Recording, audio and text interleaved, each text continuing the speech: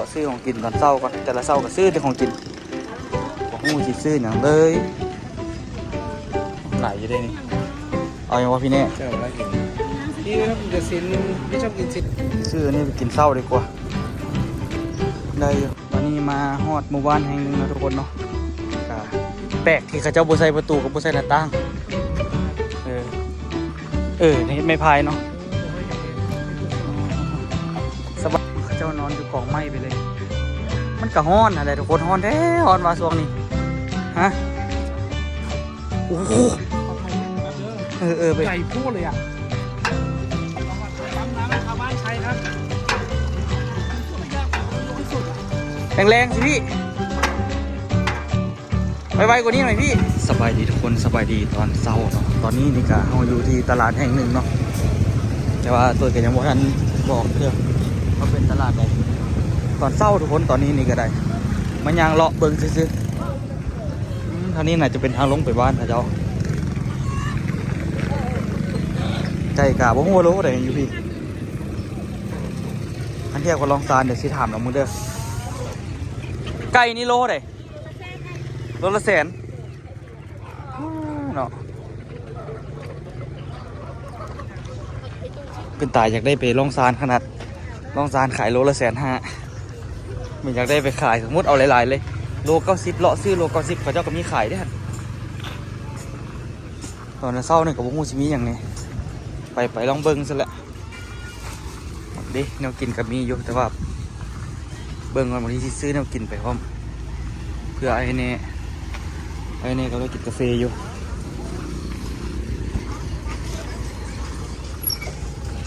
โซนตลาดเช้าน่ะจะมีแต่ทั้งหน้านี่ต้มมะพร้าวกับมีเป็นป่าเป็นอย่างกับมีโอ้ตลาดแท้ๆอยู่ทางนั้นพุ่น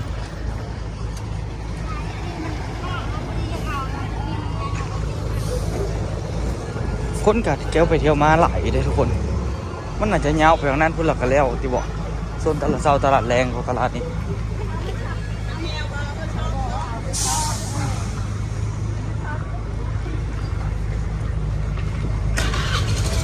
บุ้งสีเอาอย่างไปกิน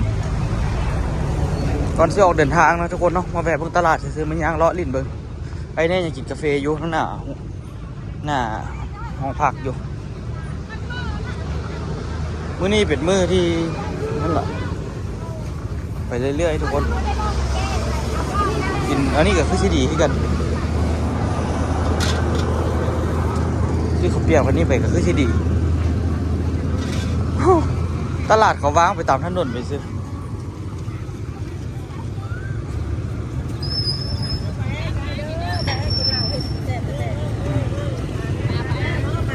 ป่ะ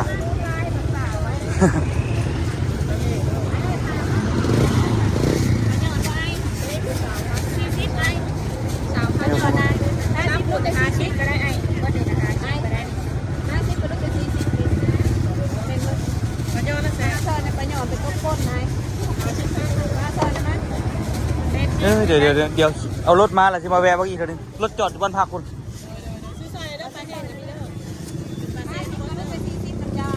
ฮะเอาไปเฮ็ดยังกินปลานี่ไปต้มก้นนายแซ่บต้มก้นปิ้งก็ได้ปิ้งก็ได้ปลานังนี่เป็นปลานังมันไม่ได้กล้าน้อยเดียวลูกคนไม่กล้าน้อยกินสบายปลาธรรมชาติวะด้วยปลาธรรมชาติปลาเชลนี่มาหลายเนาะเบิ่งเดี๋ยวเอารถมาแล้วสิมาแวะบ้างฮะมามันก็ติ่งก็ได้เนาะเดี๋ยวมาเบิ่งโอเคอยู่ในป่านี่เอาไปทอดกินกระแซ่บพอเนาะทอดกระแซ่บอะไรกระแซ่บเปิดมาดิก็เป็นตาเอาอยู่ดิพูดถึงทุกคน40,000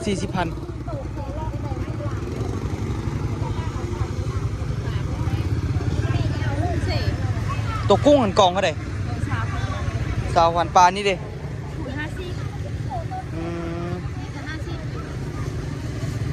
เดี๋ยวมาแวะเบิ้งโอเคปลากุ้ง กุ้งอะเด้ขายเท่าไหร่รู้ไหน แล้วกำไรน้อย ว่าเดี๋ยวมาเบิ่ง ได้อยู่ เดี๋ยวมาเบิ่งน้ำมันเป็นโดยเป็นตามมาแวะอีหลีทุกคนตลาดมันกับบ่ได้ว่าสิใหญ่นี่เนาะแต่ว่าทางนี้มีแต่ป่าเลยโดยเฉพาะไก่เนาะ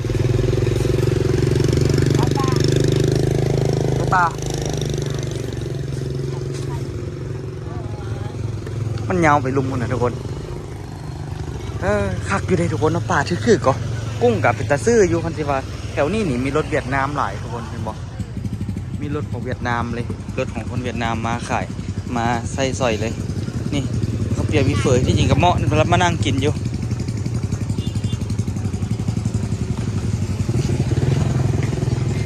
พาไอ้นี่มานั่งกินอยู่นี่วะมากินอยู่นี่ก็ดีขึ้นกันในตอนเช้านี่โอเคดีอยู่เดี๋ยวไปส่วนไอ้แน่มาก่อนเป็นปลาเป็นอย่างกระทึกๆนึงสิเอาไปเอง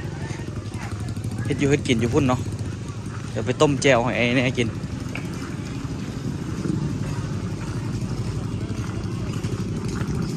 มีหลายแนวอยู่ข้างในนี่เป็นโซนน่ะนะขายเสื้อผ้าขายเสื้อผ้าโดยเฉพาะเลยโอ้โหหมกม่วงเป็นพวงเลยแจ่วอีกนิดๆแจ่วให้ครบเสร็จเนาะมันเป็นตาเอาอยู่แต่ตัวมันเก็บท้องมันส่วนหลังๆนี่บ่อยากกิน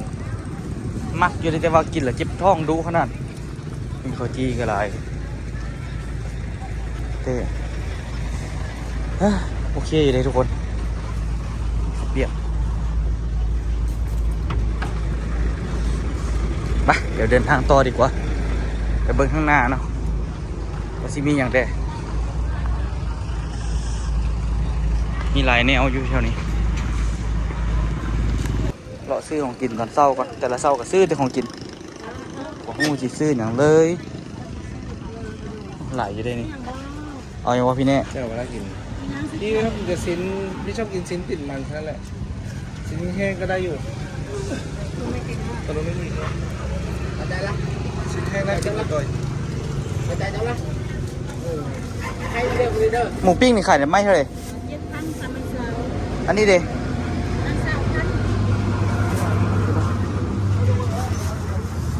ไม่แน่ไปเบิ่งอย่างเบิ่งดูพี่แน่อยากได้หมูติดมันไปซอกซื้อหมู3 สั้นไปปิ้งกินบ่ซะ มันมีตรงไหนก็ไม่รู้อ่ะ โอ้เหมือนกัน ไก่ก็มีเนี่ย อันนี้นี่แหละตอนเช้าแล้วมัน ก็ไม่แดง มันบอนมันสิ้นสดพุ่นเนาะมันสิ้นบ่มีมันนะน้องกับมักติดมันคือกันโอเคไปเลยน้องซื้อเดี๋ยวซื้อข้าวกับซื้อพะโล้เอาซื้ออันนี้ไปกินเช้าดีกว่าได้อยู่ไอ้แน่เอิ้นอย่างงี้เดี๋ยวไปหาไอ้แน่ก่อนตอนนี้เขาเข้ามาหมู่บ้านอย่างของกระบฮู้ทุกคนมาโซนหนึ่งของภาคใต้เลยเนาะก็จะเห็นวิถีชีวิตแบบเดิมๆไปอยู่เรื่อยๆเนาะคนส่วนใหญ่อยู่พี่นี่กะคันชีว่ากะยังอาชีพเดิมๆนะทุกคนเนาะเฮ็ดทำไร่ทำนาอย่างทั่วไปเนาะแต่ว่าส่วนใหญ่ก็จะเป็นไฮหลายกว่าเป็นไฮแบบว่าหมุนเวียนแบบทางปลาเลื่อนลอยอย่างวันนี้แต่ว่าส่วนเดี๋ยวนี้นี่มันกับบุ้ยปลาเขาเจ้าทางละเขาเจ้าทางไปเบิ้ลละจนบุญเหลืออย่างละเนาะสลอยไม้ สลอยไม้คืออะไร บ้านของไอ้พี่ จำปาสักพูดอยู่จำปาสักเหรอเนี่ยโมเมนต์เนาะ บ่ป้ายรถเขาซื้อเบิ่งเฮือนเขาเจ้าทุกคนเนาะ คุยหน่อยคนหลาย เฮือนแบบส้นเผาเลยแหละแบบนี้นี่คนกันหลายส่วนหลายเขาก็นั่งอยู่ปุ้มกันเบิดไปทัวร์เลยนั่นแบบไม่แบบเก่าผสมปนเปกันไปนี่คือหมู่บ้านระหว่างทางที่อยากมาถ่ายทุกคนเบิ่งซื้อเนาะนี่ก็ยังหลายอยู่ทุกคนแต่ว่าอยู่นี่เห็นเป็นสวนกล้วยค่อนข้างว่าหลายเลยกล้วยเขาเจ้าน่าจะ ของจีนเหรอใช่เหรอไม่ใช่มัน กล้วยคนลาวนะกล้วยคนลาวเขาจะไปส่งอยู่จีนนะส่งอยู่เวียดนามว่ะ อาจจะเป็นไปได้นะ เพราะว่าตามที่เคยไปเนาะตามที่เคยไปคือคนเวียดนามเขาเจ้ารักษาต้นไม้ใบหญ้าได้ดีเลยเขาเจ้าห้ามแบบบ่ให้เฮ็ดบ่ให้นั่นแต่ว่า เขาเจ้าก็มาซื้ออยู่ทางดาวอ่ะนะขนาดนอเขาเจ้ายังบ่ให้หักขึ้นเบิ่งขนาดนอไม่ซื้อเขาเจ้ายังบ่ให้เอาธรรมชาติเขาดีแล้วเขาจะไม่ทำลายสิ่งแวดล้อมที่พี่เห็นนะเนาะที่ไปตอนนั้นแต่ว่าบางที่อาจจะอยู่บริเวณแคมทางสบอหลังทั้งหลังคุณเขาเจ้าอาจจะเฮ็ดเนาะเพราะว่าขั้นบริเวณไข่บุ้งเขาเจ้าสิกินนี่อย่างไปเดี๋ยวเดินทางไปต่อนะบางทีเจอหมู่บ้านอะไรที่น่าสนใจเดี๋ยวสิไทยทุกคนได้มาเบิ่งน้ำกันอีกมีหลายแนวอยู่ที่เข้ามาล่ะให้ทุกคนได้มาเห็นน้ำกันเนาะก็จะเห็นให้กันนะแต่ก็คือว่าอะไรทุกคนเนาะเนื่องจากเขาจะเห็นไฮไลท์นี่เกิดจากฝุ่น PM นี่หลายทุกคนเบิ่งจน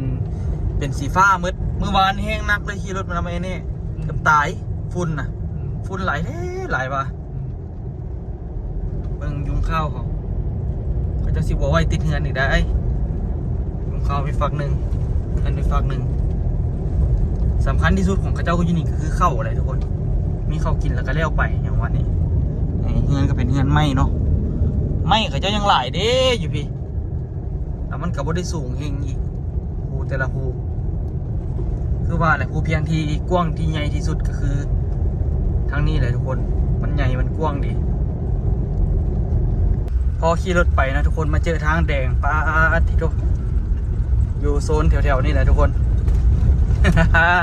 อากาศร้อนมากอากาศร้อนนอนทุกคนได้ตอนนี้นี่ร้อนมากเลยเนี่ยเราไปตามสายไฟแล้วให้ตัวไปหาว่าช่วงเก่าหายนะครับเดี๋ยวไปเบิ้งหมู่บ้านข้างหน้าทุกคนเนาะเป็นหมู่บ้านคนข่าวว่าอยู่โซนเขตโซนตำบลนี่แหละทุกคนเนาะพี่ต้นอยู่กับลิปตัสหรอใช่ดิลิปตัสอะไรพี่อยู่ลิปตัสไงเจ้าต้นไม่ยูคาที่ก็นั่นแหละค่อยว่าอยู่กับลิปตัสโอ้นี่ไงพี่เนี่ยขวดเล็กมันมีตัวนี้พี่โนว่ามันมีอะไรเนี่ยนะอันนี้มันใกล้กว่าที่เขาเลยมาเฮ็ดอยู่นี่คิดว่าอะไรทำแล้วเขากำลังทำนี่ก็มีแต่ยังไม่เสร็จแต่ถ้าเสร็จนี่ก็หมดเลยนะพี่แต่กับว่าบ่ได้วันนี้เขาอยากเดินทางใกล้ๆเนาะเขาก็เฮ็ดอยู่ขนาดนึงเนาะเขาก็ต้องพัฒนาไว้เพื่อให้คนที่แบบจะไปฮอร์โมนอะไรไปเร็วขึ้นไงบางทีมันยากไงช่วงหน้าน้ำเงี้ยสะพานแบบที่แบบชั่วคราวมันก็ไม่อยู่ถาวรไงกว่าจะเสร็จมันก็ต้องใช้เวลาในการสร้างก็ใช้เวลาล้นแหละบางทีคนจะมาพายเรือข้ามน้ำจากน้ำแรงไปมันก็เป็นอุปสรรคเพราะต้องทำสะพานเหล็กเพื่ออำนวยความสะดวกให้คนข้ามไปข้ามมาแล้วไม่เสียเวลาแล้วก็ให้ทันต่อการที่ว่าเขาจะไปรักษาหาหมอแบบเวลาคนป่วยอย่างเงี้ยเนาะรถพยาบาลเข้าง่ายเลยตอนนี้ก็เลยเดินทางไปต่อนะทุกคนบางทีสิเจอหมู่บ้านข้างหน้าแต่ว่าเบิ่งอยู่ในแผนที่นี่ทั้งหน้าสิมีหมู่บ้านอีกหมู่บ้านหนึ่งแล้วก็อีกไกลเลยสิเจอหมู่บ้านอีกแต่ว่าเขาอาจจะทอนหมู่บ้านข้างหน้าอาจจะกลับเนาะหรือผู้สั้นก็อาจจะไปต่อก็ลองเบิ่งนะทุกคนติดตามคลิปของเราทั้งสองคนนี่แหละไปน้ำกันนี่เจอหมู่บ้านละแต่ว่ามันก็จะเดินรู้แต่มันก็ทางดีปานใดจะไว้หรือเปล่าจะว่าเอาหรือเปล่าตะลุยเส้นทางแดงถือว่าเขากับเขามาเลิกพอสมควรเลยที่ใส่รถไทยเข้ามาพี่แน่เนาะครับอาจจะเป็นอาจจะเป็นรถไทยที่ลุยที่สุดในประเทศลาวละมีคนลุยกว่าพี่ก็มี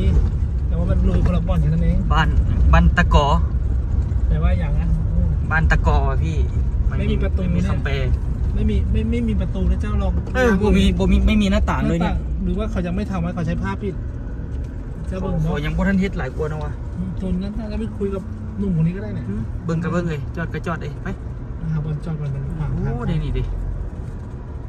นี่มีคนมานี่ไม่มีประตูเลยตัวคุยกันต้องไปคุยกับหนุ่มนะฮะนี่มีคนแต่รถมันก็ได้คนมองเต็มเลยวะโอ้ธรรมชาติพี่ไปนะดูรถพี่สิเขาจะไม่มองได้ไงรถพี่มันรถไม่ใช่รถอีแท็กรถอีแท็กคนเลยแบบงงมากเดี๋ยวหลบข้างทางหน่อยเดี๋ยวไปขวางรถใหญ่ตอนนี้มาฮอดหมู่บ้านแห่งหนึ่งนะทุกคนเนาะกะแปลกที่เขาเจ้าบุษยประตูกับบุษยหน้าต่างดูคนที่พายในเฮ็ดไม่พายเนาะบอกให้เห็นนะให้ทดสอบสบายดีข้ามทางเลยเด้อนี่ไปน้ำตกเป็นวะไกลบ่ไกลเนาะไกลเติบป่ะน้ำตกตอนนี้มีน้ำวะมีน้ำบ่ตอนนี้น้ำตกอะน้ำตกตัด มีอยู่อ่ะ รถไปจอดแคมทางได้ปะจอดแคมน้ำได้ปะหรือต้องย่างเข้าไปอีกโอ้หรอ มันแบบว่ามีแบบบอลจอดรถแคมน้ำบ่ น้ำมีบ่แถวนี้ เอารถใหญ่นี่ไปจอดแคมน้ำได้บ่ น้ำแล้วก็นั่งลิ้นน้ำอยู่ตรงบ่อนใดบ่ หรือว่ามันต้องได้ย่างไปอีกหาน้ำตก ฮอนน้ำเลยนะ โอ้ฮอดน้ำเลยเนาะ ฮอนน้ำตกเลยนะรถจอดแคมน้ำตกเลยเนาะอ๋อ อันนี้จะเฮ็ดไม่พายเงือป่ะ นั่นแหละอ๋อ แล้วอันนี้เป็นอย่างอันต่ำเข้าวะนี่อันนี้นี่เอาคือบุญเขาเจ้าต่ำแล้วเดี๋ยวนี้ต่ำอยู่อ่ะโอ้ อันนี้ไม้อย่างนะเจ้าเฮ็ดไม้พายนะ จะมายังบูมาจะเด็ก อ๋อดูชอบบ้านอยู่นี่น้องครับไม่มีประตูหน้าต่าง เนี่ยคือบ่ใส่ประตูเนาะบ่ทันใส่ว่ะเลิงเด้ฮะ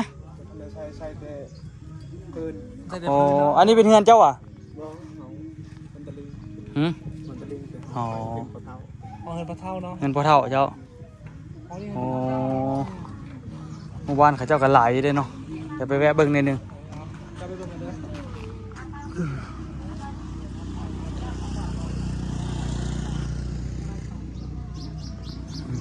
สบายดีเฮ็ดพิลเลอร์นี่เฮ็ดพิลเลอร์นอนลิ้นซื่อๆวะฮ้อนเนาะฮ้อนพดอยู่เทิงเงินบ่ได้เลยเนาะอยู่ร่วมกันจากคนนี่ก็อยู่เงินนี่ว่าอยู่เงินนี่นะอยู่ร่วมกันจากคนสิเด้ฮะ6 คนเนาะก็ใครอยู่คันว่ายามมันฮ้อนนี่มันนอนใกล้ต้องตารางนี่คันว่าอยู่เทิงนี่คือสิอยู่บ่ได้เลยเนาะ อยู่ทางกล้องนี่พัดเย็นดีได้นี่มันมีหลายสั้นเนาะ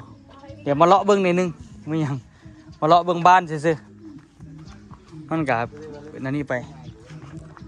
กะว่าสิไปนั่นแหละว่าสิไปลินนะน้ำตกอยู่ทางหน้าหานะไปลินตาดอยู่ทางหน้าหานะบ่มีป่ะเอาคือมีตาดอยู่หั่นบ่แม่นน่ะว่ะคือมีป้ายมีตาดแต่ส่วนหลายเขาไปลินอยู่แก้งตัวนั้นเนาะอยู่แก้งตัวนั้นเป็นตาลินกวนเนาะหืมไปลินแก้งนี่คักกว่าเนาะเดี๋ยวไปเลาะเบิ้งข้างนั้นก่อนโอ้ฮ้อนคักเว้ยฮะ บ้านตะเทพ ตาเต็บ ดีไล โดยว่าแปลกๆมาแถวนี้เอาเฮือนอันนี้บ่มีประตูบ่ฟ้าลมมาเช็ดยังไงบัดนี้ อันยังก็บ่มีเพิ่นนี่ ฮะเฮือนไผกัน แม่มาเด้ ค่าน้ำไม้แล้วแม่ไม้ โอ้ไปขายหน่อไม้ อันเลยก็มีเถอะปัดลมไม้แห้งนี่คือสิซ่าเต็มรถเครื่องเนาะโอ้เบิ่งเขาจะมาขายอย่างนี้คนเวียดเหรอคนเวียดมาดูกว่ามาแถวนี้ เวียนไปขายบันตาขายมอง ผมขายมองอีกผมมีหลายแนวแท้เบิ่งเด้อเฮือนเด้อโอ้ตายอันไหนก็บ่มีบัดนี้ใครแต่มีหลังคาค่อนข้างไว้ลำบากอยู่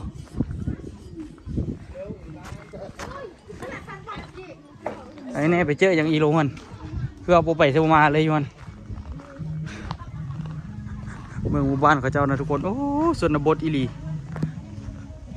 บ่ได้เห็นหมู่บ้านชนบทอันนี้โดนละที่จริงบอกเลยเด้อทุกคนเด้อ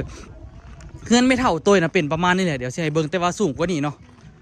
เฮือนไม่เท่าตัวโยยที่อยู่สมัยก่อนเป็นประมาณนี้แหละนี่เป็นประมาณนี้เลยมันแบบว่าแต่ว่าบ่ได้มีสายไฟฟ้าแบบนี้เนาะครับฮะเก็บอย่างเกาะฮอดยามแล้ววะ ให้เอาเก็บดักแด้อยู่น้องสาวตำหู ใส่ดักแด้เอาไปให้อย่างนี้ แบบทอดไปจืดเนาะ กินได้ปะ โอ้เจ้านี่บ้านนอกแต่เฮ้เขาแซ่บจังอะไรทอดแล้วมันมากโอ้ย กินบ่ล่ะไอ้แน่กินบ่ล่ะ เขาให้ก็กินว้าวนั่นแหละ โอ้ให้ไอ้ไฟจับไหมนี่เอาคือเป็นอันนี้เนาะ มันคือตัวหนอนได้มันมีเสื้อไง โอ้ว่ะให้ไอ้ไฟจับบ่แม่นน้ำตาแตกเลยนี่ ร้องไงเดี๋ยวค่อยจับให้เบิ้งเบิ้งเด้อเนี่ยตัวย่อย จับมุมเลยพี่แน่ จุเดี๋ยวคนชิมมาแล้วคนชิมมาแล้ว กินสดได้เลยสบอ กินสดได้บ่ ได้ กินให้เบิ้งแหน่ออกได้ กินดิบได้ปะต้องทอดก่อนวะได้แถววะมันยังดิ๊กดักเลยนะ โอ้ กำลังรักเลยอันนี้ใจมันตั้งเนาะเลยไป ไปตักน้ำมา เฮ้ยตาเจ้าแล้ว ตาพี่แน่เหรอเขากินให้เบิ่งละ เมื่อกี้ยังดอกแดกเลยนะมันแบบมันดอกแดกนะต่อยมันไม่ใช่อยู่เฉยๆนะมันดอกแดกนะมันดอกแดกเจ้าดูดิ เอาพี่แน่ซีมดูอะเขาซีมให้ดูละ ตัวนี้ต่อยจะกินตัวนี้ครับ ไม่ครับพี่แน่ซีมเลยครับ อ่ะแม่ซิมสดเลยปะดูตัวดู อย่านะ ปากเลยไม่เอาอ่ะ แม่ซิมไม่เบิ่งแม่อีกที เฮ้ย อย่าไป ใคร ได้ จะกิน ลูกจะกินนะ แม่กี่มักกิน ไม่กินเดี๋ยวไม่กินโอค เราก็ยังบ่กิน เข้าใจเด้อเอา เอาไอ้แน่บุซีมมึงว่ะเด้น้องสาวเลยอยากกินเบิ่งกันนะ เจ้ากินดิบบ่เจ้ากินผู้เดียวพอ โอ้น้องสาวอะนะพูดน้อยๆเราก็ตำหูกเป็นแล้วเนาะ นู่นไปดู โอ้ไปเบิ่งเขาโอ้ดูไม่ได้พี่ เด็กน้อยอยู่ เด็กน้อย เล่นน้ำอยู่ เขาจะมีบอลปั๊มน้ำโดยเฉพาะเนาะเบิ่งอันนี้เด็กน้อยโอ้ตำเป็นเนาะน้อยๆเนาะ เป็นนะลูกเอ้ย เอาไปขายวะนี่น้อยๆหนึงก็ตำเป็นเนาะมันเขาเจ้านอนอยู่กองไม้ไปเลย มันก็ฮ้อนอะไรทุกคนฮ้อนแท้ฮ้อนว่าช่วงนี้ฮะโอ้โห ขอถ่ายรูปแป๊บเด้อ เออไป ใหญ่โพดเลยอ่ะแต่พี่ไปไล่มันพี่ไปนอนกับมันดีกว่า ไปพี่นอนพี่แน่ไปนอนกับมันนะ ขอช็อตด้วยนะพี่จะเข้าไป เอาไปเลย ปก ไป ติ เลย พี่ชอบอยู่กับควายนี่พี่จะอยู่กับหมู โอ้ รอดลาบ่ได้เด้อ ฮะ เบิ้งตัวหมูเลยเนาะ ของเสื่อมหรือเปล่าพี่ ไม่มีตรงนี้ไม่มีราว ว้ายเซ็ตบัดดิพี่แน่เอามันนึกว่าจะไปขึ้นมันหรือเปล่าเนี่ย จักไปถ่ายรูปน้ำมันจับได้ปะบ่ข่อยจับบ่ได้ จับไม่ได้เบิ้งเด้อ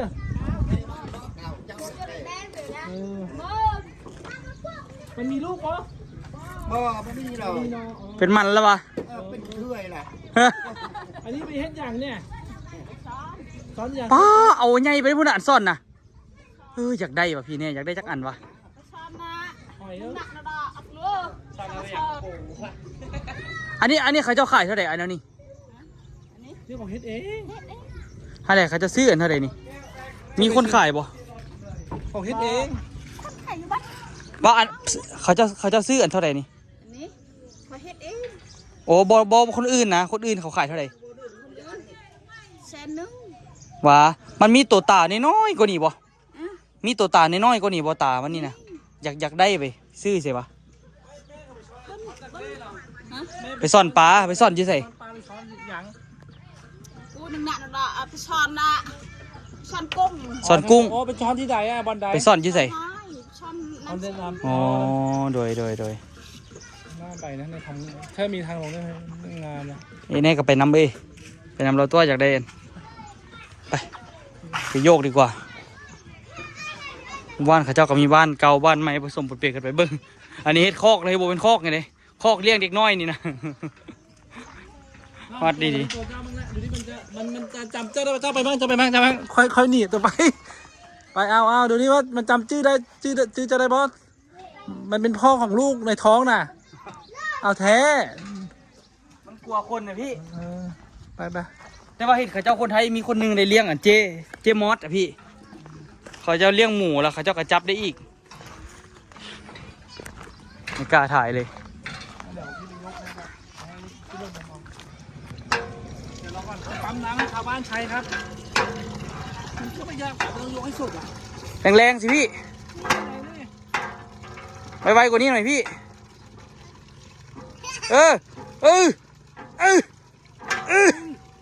ไกลละใกล้จะได้เป็นเขยที่นี่ละโอ้เป็นเขยได้เลยพี่โอ้โหอย่ามาบ่นปวดแขนนะพี่ 20โอ้โหฟังขึ้นเลย น้ำไหลบ๊อบเลย โอ้ไป โคตรคักไปเดี๋ยวไอ้เนี่ยไปขอกินมะม่วงน้ำเขาจะคำดูส้มสิปิดแต่แซ่บ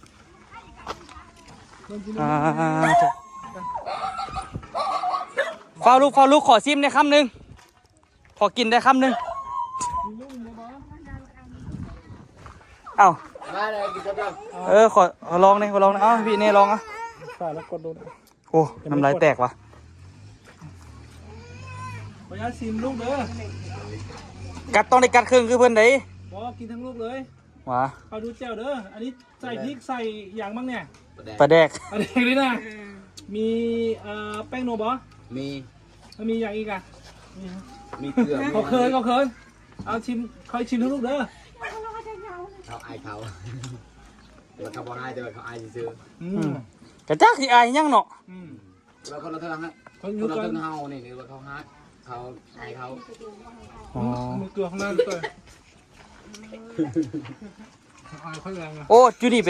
ป็นคนกึมมุอ่ะ มังกร กับมังกรกับเป็นของกึมมุตัว มังกร ว่ะแล้วก็ว่าเป็นเราเทิงซะ เวลาถึงมังกร เน่เราเทิงก็ต้องเป็นกึมมุกึมมุแต่ว่าสาขาเป็นมังกรนะเดี๋ยวนี้เขาบอกว่าแล้วเราเทิงเขาเว้าเป็นกึมมุแล้วเดี๋ยวนี้ แต่ว่าเรื่องคือด้านเดินของกำลังมังกร แมน เรื่องกระเตยเด้อ ไป แซ่บเนาะ ทุกสอดนี่นะเอาทุกสอดเลยเดี๋ยวนี้เนาะ ไม่ลงเพลงไอ้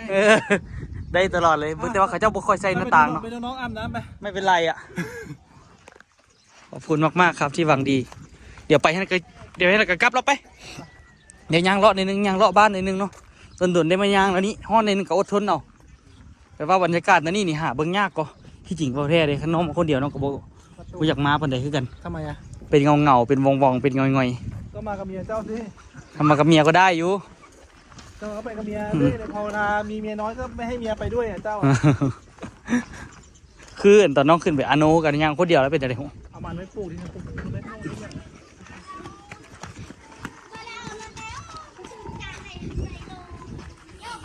ไม่เป็นไรถือว่า อ้าวคือเกี่ยว มันคนละโซเชียล ก็ไม่เป็นไรเนี่ยเอามา มา เก็บสิถืออยู่นี่ เป็นพระเอกให้ไง ทรงหนึ่ง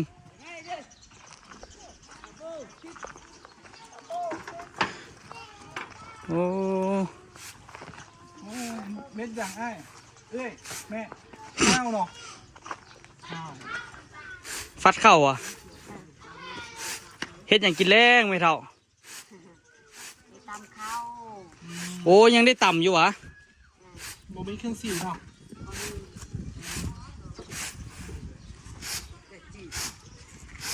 โอเค ได้ฟัดเข่าเอาโอ้ยส่วนสีต่ำส่วนสีแรกส่วนสีได้กิน กระด้งขอบฝันนี่คือเป็นรูปใบไม้นะ ไม่ใช่หรอนะไม่ใช่เลย โอ้ยังรอแถวนี้ล่ะ ดูมาเลยนะเข้าไปถ่ายเลย หืม เข้า เขาเป็นคนเท่าเฮ็ดผัดข้าว เม็ดใหญ่ดีขนาดเนาะ ไปอยู่ข้างในเนาะ ขายบ้านก็เลยอะไรเนี่ย โอ้ ข้างในเดี๋ยวเนาะ ข้างในมีจักรหลังไอ้ อันนี้ปะ เนี่ยบ้านนี้มีจักรหลัง บ้านปะ บ้านเพื่อนน่ะ ได้ทำอะไร โอ้ เข้าใจ ไปเด้อไปเด้อ เมืองเงินเพิ่นเนาะเพิ่นก็มีพัดข้าวกินเล็กน้อยอันนี้ก็ข้าวเพิ่นหากว่าได้ตากเนาะตากแล้วก็พัดข้าวเล็กน้อยไปโอ้อยู่ร่วมกันก็ถือว่าเติบหนึ่งอยู่โซซีได้เนาะไปพี่แน่ไปกลับรถเลยโซซีได้กันนั่นเนาะทุกคนบ่แม่นธรรมดาเพิ่นก็จะควบคุมบ่ฮู้ว่าเสียดคุมซ่วมหรือเสียดเป็นบ่จุดขี้เหยียก็บ่ฮู้กันเห็นเขาเจ้าขุดหลายเฮือนอยู่มันก็เติบหนึ่งอยู่นะทุกคนเนาะได้มาแต่ละเทื่อก็ได้เก็บบรรยากาศให้ทุกคนได้มาเบิ่งนํกันเนาะนะครับส้มไปนํกันไปซะละเนาะแต่ละจุดแต่ละบอลให้ได้เห็นไปนํกันผู้สาวไปละไหนผู้สาวกำลังสิเข้าบ่ได้นี่เนี่ยพากันไปบนไม้แล้วนี่เอาไปนี่ตี้มานี่ตี้โอ้ไปแล้วไปเข้าข้างหน้าแล้วบัดนี้ อันนี้สาวบ้านน้ำมันวะ ถูกดีบ้านเนี่ย ไอ้มาเขาไปโลดเลยน่ะไอ้มาเขา เอาทุกคนใครที่มาคลิปนี้อย่าลืมฝากกดไลค์กดติดตาม2ตัวย่อย2รอบพะเลาะเด้อเดี๋ยวสิค่อยๆเก็บบรรยากาศแบบนี้ให้ทุกคนได้มาเบิ่งน้ำกันเนาะเอาไว้เจอกันคลิปหน้าทุกคนโอ้ลูกหลายคนเนาะลูกหลาย บ้านหนึ่งเด็กน้อยบอกหลายคนอยู่กันไปเนาะโอ้ยถ่ายเบิ่งนี่อู้ดูดักแด้พี่นี่ดักแด้บ่ตัวดักแด้วะฮะเก็บปิโอ้โดยบ่เข้าใจคือกันไม่หยังแป๊บโฮมแจ็คแป๊บโฮมติบ่ น่าจะเป็นดักเด้แหละแล้วเขามาเลือกเอา แมน เขาว่าภาษาคนละอย่างกัน โอ้มึงนั่นเหรอเจ้า